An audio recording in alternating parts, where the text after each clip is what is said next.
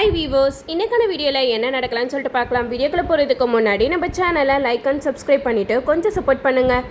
வாங்க இப்போ வீடியோக்குள்ளே போகலாம். சாமுண்டீஸ்வரியை நம்பி ஊர் ஜனங்க எல்லாருமே அந்த ஏஜென்சி கிட்ட எல்லா நகையுமே கொடுத்துட்றாங்க. எல்லா நகையும் கொடுத்தது மட்டும் இல்லாமல் அவங்க கொடுக்குற கொஞ்சம் காசை வாங்கிட்டு ரொம்பவே சந்தோஷப்படுறாங்க. ஊர் ஜனங்க எல்லாமே சாமுண்டீஸ்வரி கிட்ட நன்றியும் சொல்லிக்கிறாங்க. அப்போ சந்திரகலா மனசில் நினைக்கிறாங்க, நாளைக்கு காலையில் தெரியும் டி இங்கே நடக்கிற சீனே வேறு மாதிரி இருக்க போகுது அப்படிங்கிற மாதிரி சந்திரா மனசில் நினச்சிக்கிட்டு இருக்காங்க. இந்த சைடு அந்த ஏஜென்சியில் இருக்கிறவங்களாம் அந்த நகையெல்லாம் எடுத்துகிட்டு காளியம்மாவுக்கு ஃபோன் பண்ணுறாங்க. நீங்கள் சொன்ன மாதிரியே அந்த சாமுண்டீஸ்வரி அம்மா எல்லார்கிட்டையுமே நகையை வாங்கி கொடுத்துட்டாங்க. இப்போ நாங்கள் இந்த நகையை வச்சு என்ன மேடம் பண்ணுறது அப்படிங்கிற மாதிரி காளியம்மா கிட்ட கேட்க, அதுக்கு காளியம்மா சொல்கிறாங்க, நான் சொல்கிற இடத்துக்கு வந்துடுங்க அப்படிங்கிற மாதிரி சொல்கிறாங்க. அவங்களும் காளியம்மா போயிட்டு மீட் பண்ணுறாங்க. அப்போது காளியம்மா வந்து அந்த ஏஜென்சி கிட்ட சொல்கிறாங்க, இங்கே பாருங்கள், இந்த நகையெல்லாம் எடுத்துகிட்டு நான் சொல்கிற இடத்துக்கு போயிடுங்க. அது மட்டும் இல்லாமல் இந்த நகைக்குள்ளே பாதி காசு என் கைக்கு வரணும் அப்படிங்கிற மாதிரி சொல்லிடுறாங்க. அந்த ஏஜென்சிக்காரங்களும் அந்த நகையெல்லாம் எடுத்துகிட்டு ஊரை விட்டே ஓடி போயிடுறாங்க. நம்ம கார்த்தி மயில் கிட்ட சொல்கிறாங்க, இது எனக்கு என்னமோ தப்பாக தெரியுது, அதனால அத்தை கொடுக்குற நகையில் ஜிபிஎஸ் சிப்பை பொருத்தி வச்சுருவோம். அது பொருத்தி வச்சுட்டா கண்டிப்பாக அவங்க நகையை எடுத்துகிட்டு ஓடினா கூட அவங்க எங்கே போகிறாங்க அப்படின்னு சொல்லிட்டு அந்த ஜிபிஎஸ் ட்ராக் மூலமாக அவங்கள நம்ம பிடிச்சிடலாம் அப்படிங்கிற மாதிரி கார்த்தி வந்து சூப்பரான ஒரு ஐடியா போடுறாங்க. அதே மாதிரியே நம்ம மயில் கார்த்தி ரெண்டு பேருமே ஒரு நகையில் அந்த ஜிபிஎஸ்ஸை செட் பண்ணி அந்த ஏஜென்சி கிட்ட கொடுத்துருப்பாங்க. இது வந்து தெரியாத அந்த ஏஜென்சிக்காரங்க அந்த நகையை எடுத்துகிட்டு ஊரை விட்டே ஓடி இருப்பானுங்க. மறுநாள் காலையில் ஊர்ஜனங்க எல்லாமே சாமுண்டீஸ்வரி வீட்டு வாசலில் வந்து நின்று கத்துறாங்க, அம்மா நம்ம மோசம் போயிட்டோமா அப்படிங்கிற மாதிரி கேட்ட. அப்போ நம்ம சாமுண்டீஸ்வரி வெளியில் வராங்க, என்ன காலங்காத்திலே எல்லாரும் வந்திருக்கீங்க அப்படிங்கிற மாதிரி கேட்க, அதுக்கு ஊர்ஜனங்களாம் சொல்கிறாங்க, அம்மா நம்ம மோசம் போயிட்டோமா, அந்த ஏஜென்சிக்காரங்க நகை எல்லாத்தையுமே எடுத்துகிட்டு இந்த ஊரை விட்டே ஓடிட்டானுங்க போல அப்படிங்கிற மாதிரி சொல்ல, அதுக்கு சாமுண்டீஸ்வரி சொல்கிறாங்க, நீங்கள் அந்த நகை ஆஃபீஸ்க்கு போய் பார்த்தீங்களா அப்படிங்கிற மாதிரி சொல்ல, அது கேட்ட ஊர்ஜனங்க சொல்கிறாங்க, நாங்கள் காலையிலே போய் பார்த்தோமா, காலையிலேருந்தே அந்த நகை கடை பூட்டி தாமா இருக்கு அப்படிங்கிற மாதிரி சொல்லிக்கிட்டு இருக்காங்க. அப்போ சந்திரா வந்து மனசுக்குள்ள ரொம்பவே சந்தோஷப்பட்டு இருக்காங்க, அப்பாடா நம்ம நினைச்சது நடந்துருச்சு, இனிமேட்டு இந்த சாமுண்டீஸ்வரியை காப்பாற்ற யாராலே முடியாது அப்படிங்கிற மாதிரி சந்திரா நினைச்சுக்கிட்டு இருக்க. அப்போ சந்திரா வந்து சாமுண்டீஸ்வரிக்கு ஏதோ பேசுகிற மாதிரி சும்மா ட்ராமா பண்ணுறாங்க.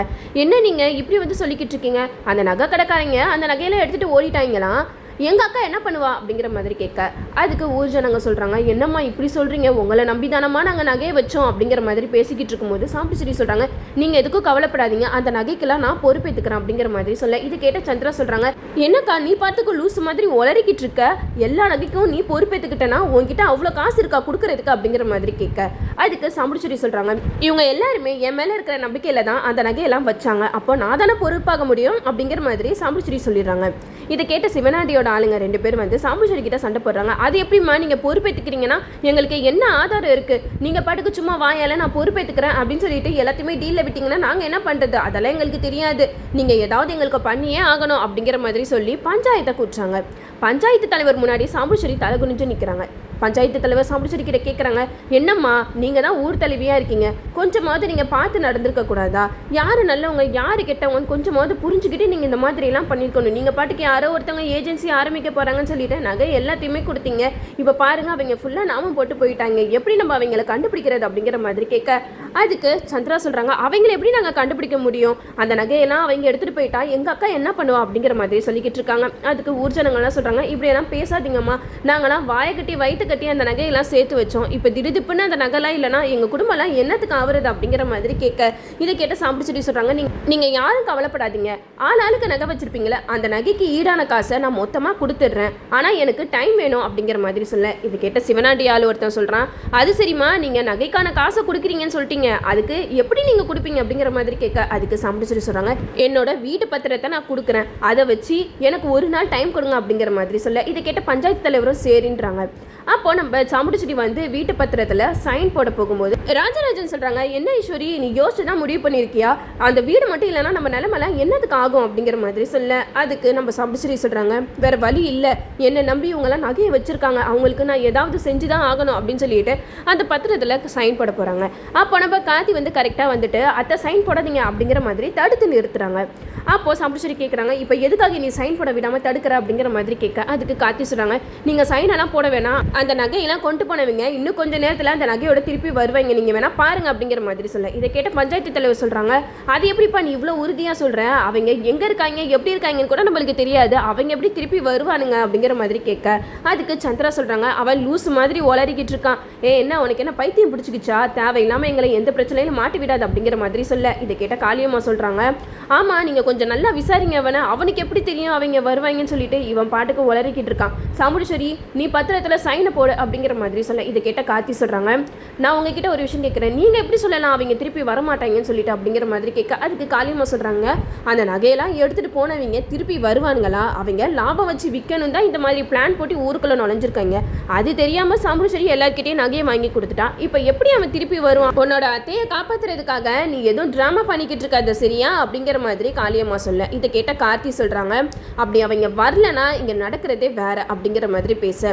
இதை கேட்ட பஞ்சாயத்து தலைவர் சொல்கிறாங்க, சரி சாமுண்டீஸ்வரி உங்கள் வீட்டு மாப்பிள்ளையே சொல்லிட்டாரு, அவர் சொன்ன மாதிரி அவங்க வராங்களான்னு பார்ப்போம் அப்படிங்கிற மாதிரி எல்லாருமே வெயிட் பண்ணிக்கிட்டு இருக்காங்க. அப்போ சந்திரா வந்து மனசில் நினைக்கிறாங்க, என்னடா இது இவன் இப்படி ஸ்ட்ராங்காக சொல்கிறானா, கண்டிப்பாக ஏதோ ஒன்று நடக்க போகுதுன்னு அர்த்தமே அப்படின்னு சொல்லிட்டு சந்திரா ஒரு பக்கம் பயந்துட்டு இருக்க. இந்த சைடு சிவனாடி வந்து காளியம்மா கிட்ட சொல்கிறாங்க, சித்தி இவன் சும்மா பீலா விட்டுட்டு இருக்கான் சித்தி, அதெல்லாம் அவெல்லாம் வரமாட்டான், நீங்கள் வேணா பாருங்க அப்படிங்கிற மாதிரி சொல்லிக்கிட்டு இருக்கும்போது அந்த நகையை எடுத்துகிட்டு போனவங்க 2 பேருமே நகைகளோட திருப்பி வரானுங்க. இதை பார்த்ததுமே எல்லாருமே பயங்கர ஷாக்கு, ஊர் மக்கள் எல்லாமே பயங்கர கோவத்தோட அவங்கள அடிக்க போகிறாங்க. அப்போ கார்த்தி சொல்கிறாங்க, நீங்கள் அடிக்காதீங்க, அடிக்கிறனால நம்மளுக்கு எதுவுமே ஆக போகிறதில்ல, உங்களுக்கு தேவையானது என்ன, இந்த நகை தானே, இந்த நகை உங்களுக்கே வந்து சேர்ந்துடும் அப்படிங்கிற மாதிரி எல்லார்கிட்டையுமே நகையை பிரித்து கொடுத்துட்றாங்க. அப்போ பஞ்சாயத்து தலைவர் கேட்குறாங்க, ஏன்ப்பா உங்களுக்கு இந்த தேவையில்லாத வேலை, எதுக்காக இப்படி மக்களை ஏமாற்றி சம்பாதிக்கணும்னு நினைக்கிறீங்க அப்படிங்கிற மாதிரி சொல்ல. அதுக்கு அந்த ஏஜென்சி ஒருத்தர் மூஞ்ச பார்த்துட்டு பேந்தன் முழிச்சுக்கிட்டு இருக்காங்க. இதை பார்த்த கார்த்தி வந்து அந்த ஏஜென்சி கிட்ட சொல்கிறாங்க, இங்கே பாருங்க நீங்கள் உண்மையை சொல்கிறீங்களா அப்படி இல்லைன்னா நடக்கிறதே வேற அப்படிங்கிற மாதிரி சொல்ல. இதை கேட்டால் அந்த ஏஜென்சிக்காரங்க வந்து சொல்கிறாங்க, எங்களை மன்னிச்சிருங்க, நாங்கள் ஒருத்தவங்க சொல்லி தான் இந்த மாதிரிலாம் பண்ணோம் அப்படிங்கிற மாதிரி சொல்லிக்கிட்டு இருக்காங்க.